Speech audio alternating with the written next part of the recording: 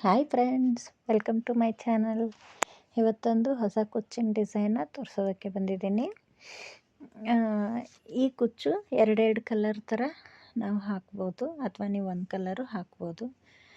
ಇಲ್ಲಿ ಒಂದು ಡಿಸೈನಿಂದ ಇನ್ನೊಂದು ಡಿಸೈನ್ಗೆ ಒಂದು ಇಂಚ್ ಗ್ಯಾಪ್ ತೊಗೊಂಡಿದ್ದೀನಿ.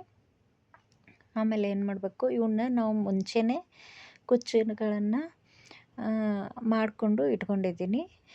ಇದ್ರದ್ದು ವಿಡಿಯೋ ಬೇಕಂದರೆ ನೀವು ಕಮೆಂಟ್ ಮಾಡಿ, ನಾನು ರೆಡಿ ಮಾಡಿರೋದನ್ನು ಮಾಡಿ ಹಾಕ್ತೀನಿ ನಿಮಗೆ ವಿಡಿಯೋನ.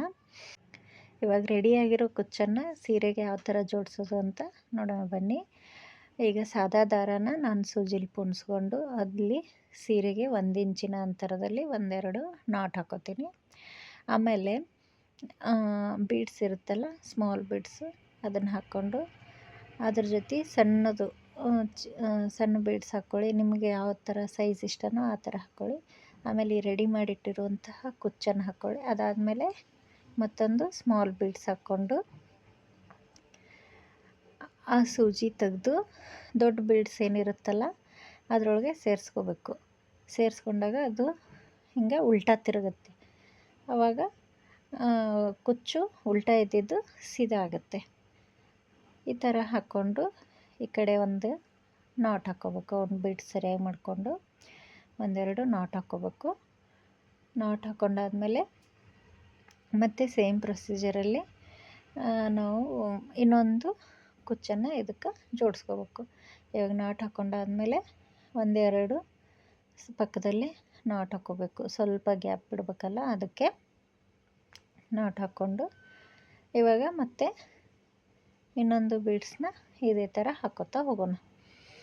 ಇದು ತುಂಬ ಈಸಿ ಫ್ರೆಂಡ್ಸ್, ನೀವು ಕೂಡ ಟ್ರೈ ಮಾಡಿ. ನೋಡೋದಕ್ಕೂ ತುಂಬ ಚೆನ್ನಾಗಿ ಕಾಣಿಸುತ್ತೆ, ಆಮೇಲೆ ಈಸಿಯಾಗೂ ಇರುತ್ತೆ. ಇದೇನಿಲ್ಲ, ನಾನು ಇವನ್ನ ಕುಚ್ಚು ಮಾಡೋದಕ್ಕೆ 140 ಎಳೆಗಳನ್ನು ತಗೊಂಡು ಅದನ್ನೇನು ಮಾಡೀನಿ, ಡಬಲ್ ಮಾಡ್ಕೊಂಡಿದ್ದೀನಿ. ಆವಾಗ ಈ ಥರ ಗುಪ್ತಾಗಿ ಕುಚ್ಚುಗಳನ್ನು ಮಾಡ್ಕೋಬೋದು.